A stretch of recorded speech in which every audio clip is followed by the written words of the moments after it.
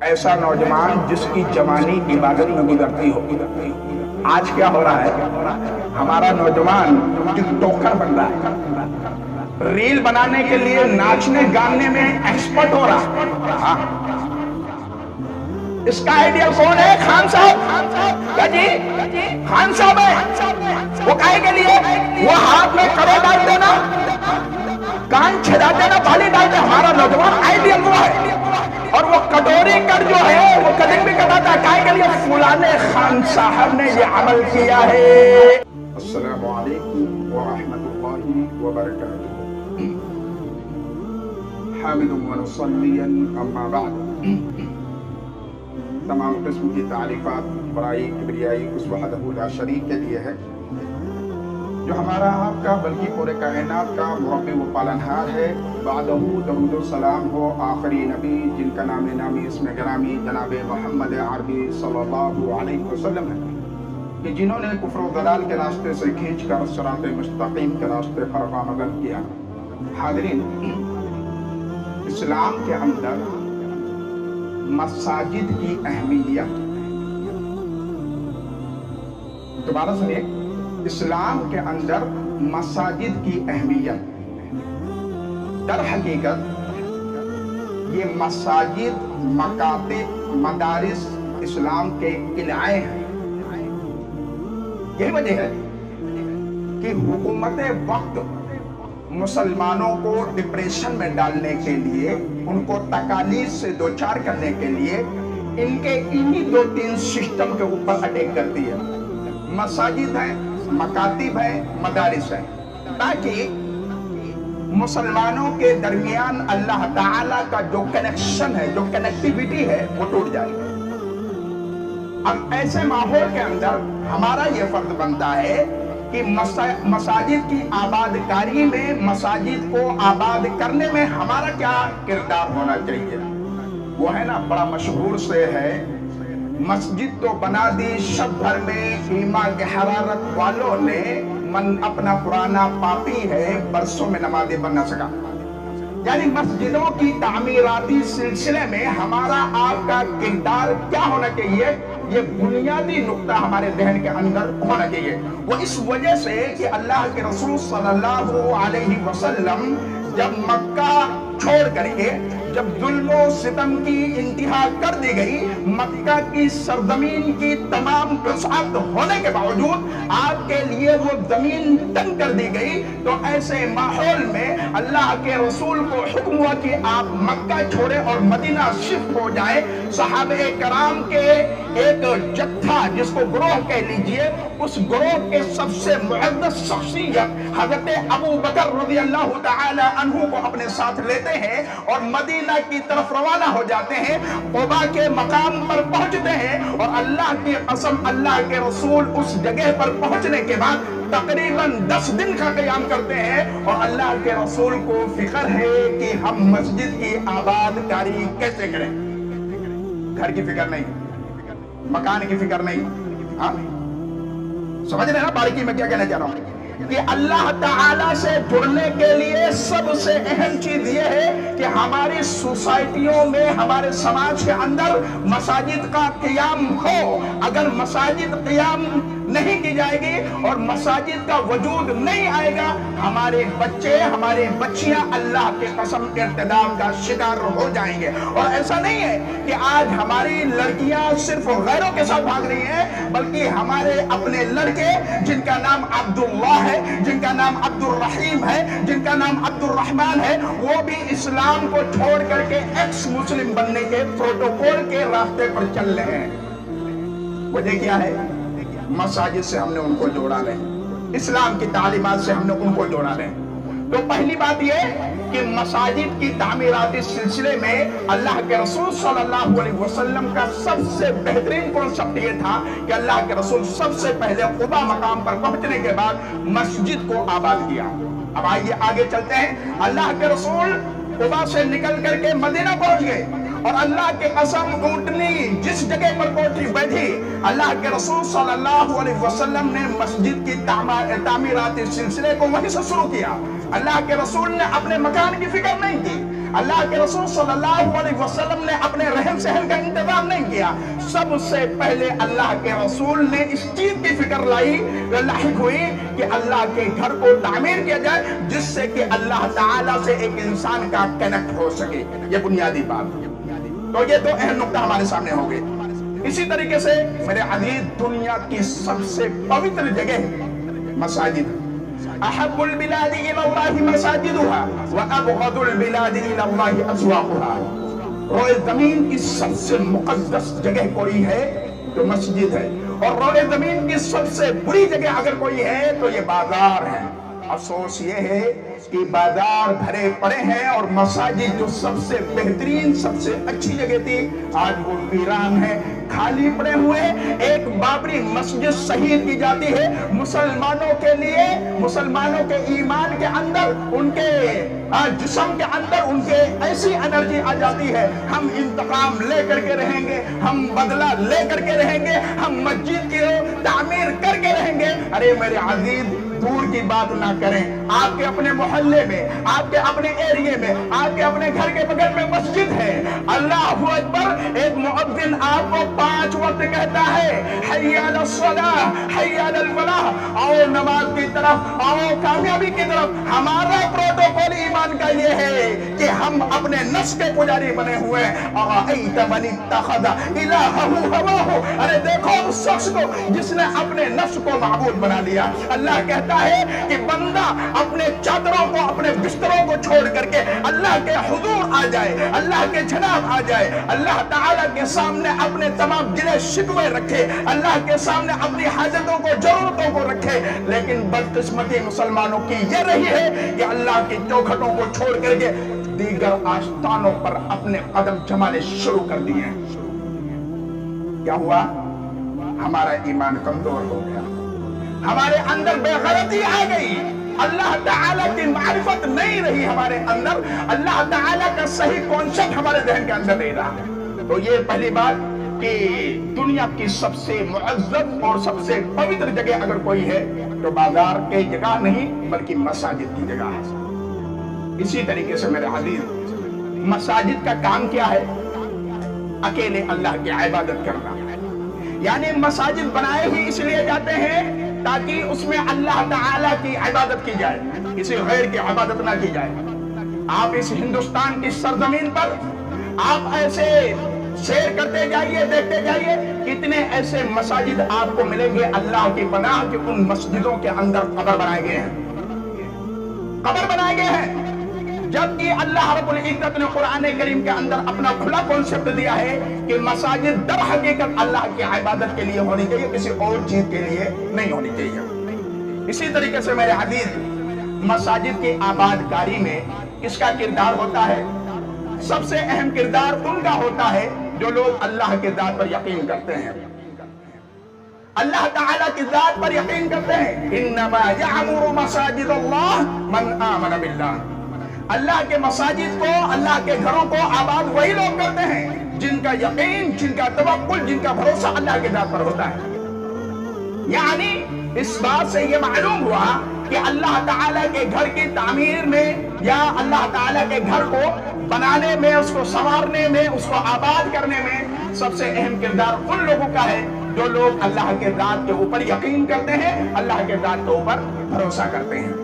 اسی طریقے سے میرے عزیز، اللہ رب العزت کی اس مسجد کی تعمیر میں سب سے اہم چیز یہ ہے کہ انسان اللہ تعالیٰ کے یہاں سرخرو ہو جاتا ہے۔ وہ 7 قسم کے لوگ ہیں نا، 7 قسم کے لوگ۔ چلیے حدیث دیکھ لیتے ہیں۔ سبعۃ یظلهم اللہ فی ظلہ یوم لا ظل الا ظلہ، الامام العادل وشاب نشأ فی عبادت اللہ ورجل قلبہ معلق فی المساجد۔ دیکھیں یہ حدیث، اس میں نوجوانوں سے بھی مخاطب ہوں گا۔ 7 قسم کے لوگ ایسے ہیں جن کو اللہ تعالیٰ اپنا خصوصی سایہ دے گا جس دن کوئی سایہ نہیں ہوگا۔ کیا دے گا؟ خصوصی سایہ دے گا جس دن کوئی سایہ ہوگا ہی نہیں۔ نفسی نفسی، کیا؟ نفسی نفسی۔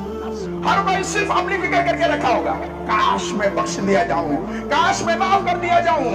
لوگ بھاگ کر کے حضرت عیسیٰ علیہ السلام کے پاس جائیں گے، نفسی نفسی۔ ابراہیم کے پاس جائیں گے، نفسی نفسی۔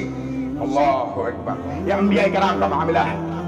इसीलिए अल्लाह के रसूल सल्लल्लाहु अलैहि वसल्लम ने अपने लाडली लखते जिगर, बेटी इस दुनिया में जो मांगना हम, ये तेरा बाप, ये तेरा बाबा कहीं से भी लाएगा, इंतजाम इंसराम करेगा, लेकिन आखिरत तेरा ये बाबा तेरा काम ना आ सकेगा। वहां तेरा अमल है और तेरे साथ तेरे रब का करम है। ये हो रहा तो 7 किस्म के लोगों को अल्लाह ताला खुसूसी साया अता करेगा। और ये कब होगा? 1 नंबर पर अल इमामुल आदिल, अदल करने वाला इमाम।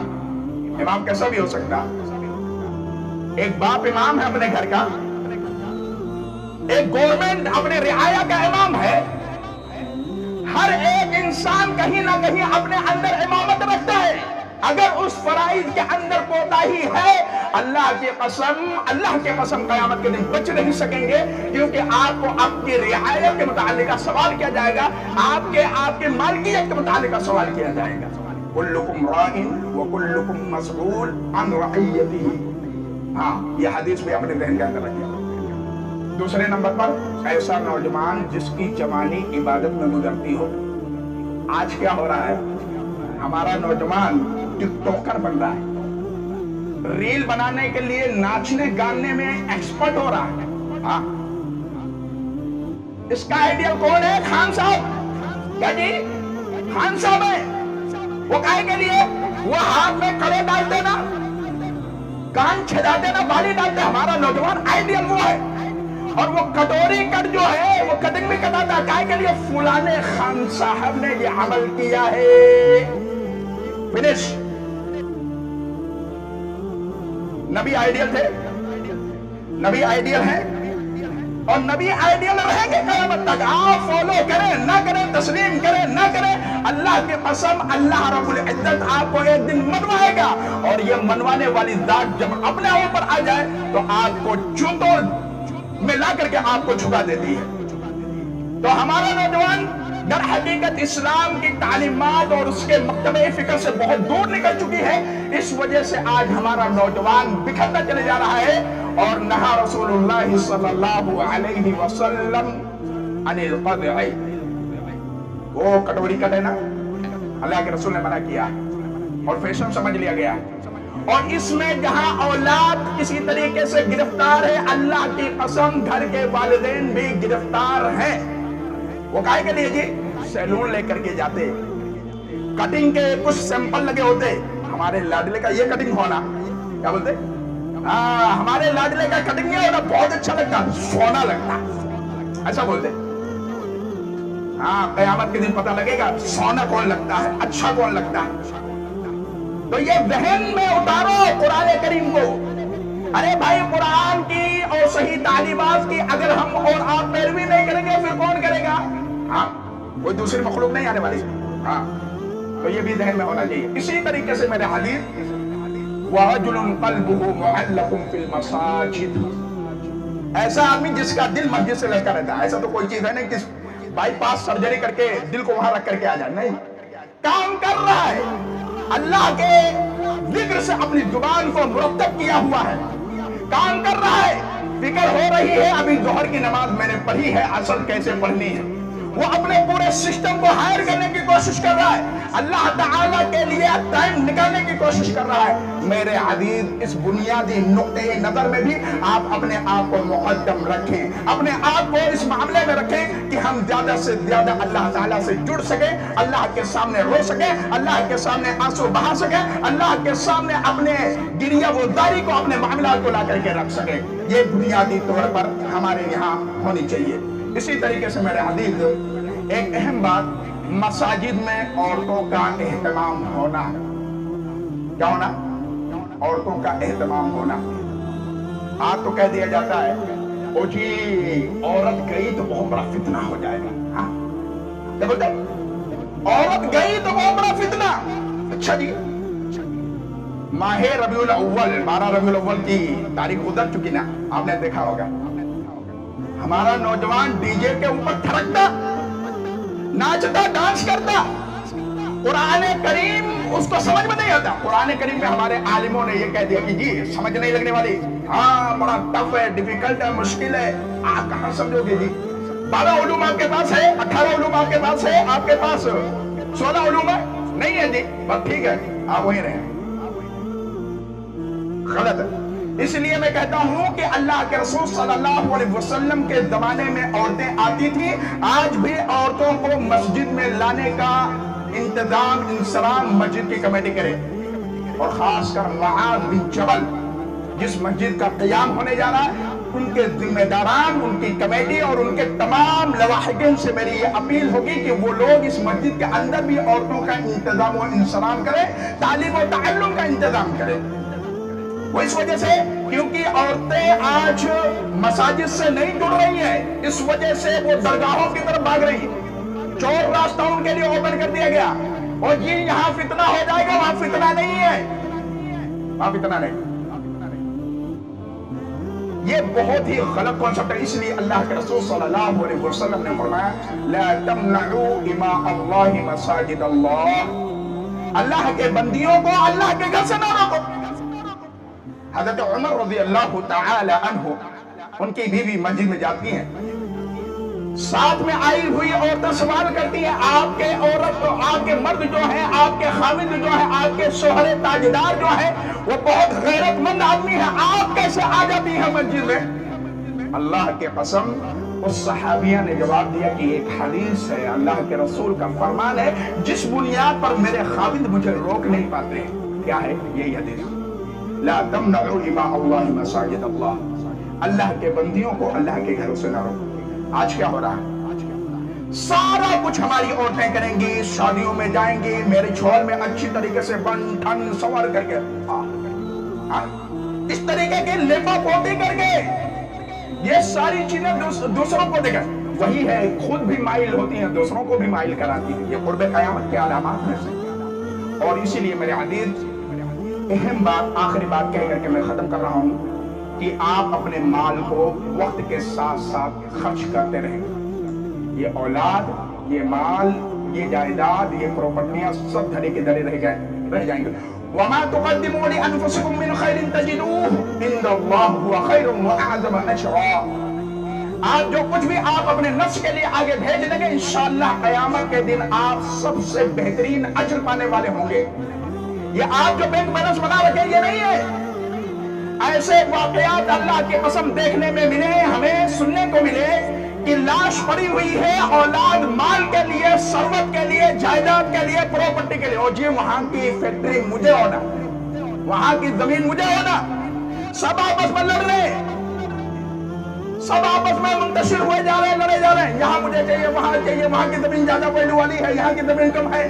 ہاں, لہذا آپ کی اپنی زندگی کے اندر زیادہ سے زیادہ صدقات و خیرات کریں, اللہ کو راضی کرنے کی کوشش کریں, مساجد مکاتب سے جڑیں, اللہ تعالیٰ کو خوش کرنے کے لیے اپنے معاملات کو اچھے کریں. وَأَنفِقُوا مِمَّا رَزَقْنَاكُم مِّن قَبْلِ أَن يَأْتِيَ أَحَدَكُمُ الْمَوْتُ فَيَقُولَ رَبِّ لَوْلَا أَخَّرْتَنِي إِلَىٰ أَجَلٍ قَرِيبٍ فَأَصَّدَّقَ وَأَكُن مِّنَ الصَّالِحِينَ. آخری بات, یہ مال جو ہے نا اللہ کے راستے میں خرچ کر لو. اللہ تعالیٰ کہتا ہے میں نے جو مال دیا ہوا ہے اس مال کو اللہ کے راستے میں خرچ کر لو, قبل اس کے کی موت کا فرشتہ آئے اور اپنے گناہوں کو دیکھتے پھرے. تھوڑی سی مہلت دینا, تھوڑا سا موقع دینا, چانس دینا. دنیا میں جا کر کے صدقات کرتے, خیرات کرتے, اچھے عمل کرتے, تاکہ نیکوکاروں میں سے ہم ہو جائیں, شمار ہمارا اچھے لوگوں میں سے ہو جائے. اب یہ جو ہمیں زندگی ملی ہوئی ہے 60 سال کی, 65 سال کی, ہم تو یہ سمجھتے ہیں یہ اپنے آپ کو جس طریقے سے چاہیں یوز کر لیں, استعمال کر لیں, اس سے کیا فرق پڑنے والا ہے. لہذا میرے عزیز ہمارے پاس ایک بہت بہترین موقع ہے, آپ کے سامنے مسجد تعمیر ہو رہی ہے, لہذا آپ اپنے مال کو صحیح ڈھنگ سے, صحیح طریقے سے لگا لیں اور اپنا گھر اللہ تعالیٰ کی جنت میں بنا لیجئے. کیا کر لیجئے؟ بنا لیجئے. من بنا مسجدا للہ بنا اللہ لہ بیتا فی الجنہ, یعنی کہ اگر آپ اس دنیا کے اندر کسی طریقے سے مسجد میں انویسٹ کرتے ہیں, گھر بناتے ہیں, اللہ تعالیٰ کے راستے میں گھر کے تعمیراتی حصے میں کام لیتے ہیں, تو انشاءاللہ الرحمن قیامت کے دن بھی اللہ رب العزت آپ کو जन्नत के अंदर घर बना करके देगा। अल्लाह ताला से दुआ के बारे कही हुई बातों पर अमल पैदा होने की तौफीक अता फरमा। ए बारे हम तमाम मुसलमानों को किताबुल्लाह और सुन्नत रसूल का शहदाई बना। ए बारे जब तक हम जिंदा रहें इस्लाम पर जिंदा रहें, खात्मा हो तो ईमान पर। आमीन। व मा अलैना इल्लल बलाग। अस्सलामु अलैकुम।